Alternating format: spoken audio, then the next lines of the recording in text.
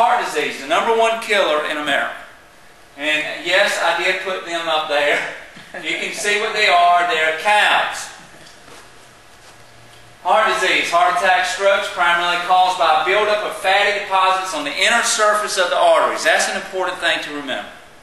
Alright, free radicals damage the lining of the blood vessels, especially those of the arteries, making them rough. Alright, then the next thing free radicals do is they damage fat, causing oxidative fat. Oxidative fat becomes very sticky. Now, it doesn't take much to figure out. If I've got a rough surface, the lining of my blood vessels, and I have a sticky substance coming down that pipe, what's going to happen?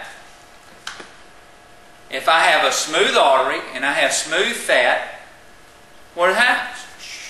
It goes through the system. Alright, so these free radicals are damaging the cells, they're damaging the fat, they're damaging cholesterol, and what happens in the oxidative process with all this stuff is that in that process it makes it so that fat can actually go through the walls, the lining of the blood vessels, and damage stuff, and starts this buildup of plaque, and all this fat starts to get on the lining of the blood vessels, and next thing you know, you've got a problem. So antioxidants are key in this because it limits membrane damage. And this is important because what it does is it reduces the oxidation of the fat, thus decreasing the risk of the heart attack. So cholesterol is not, we make it to be this really, it is bad, but what really makes it bad is that all this oxidation is taking place.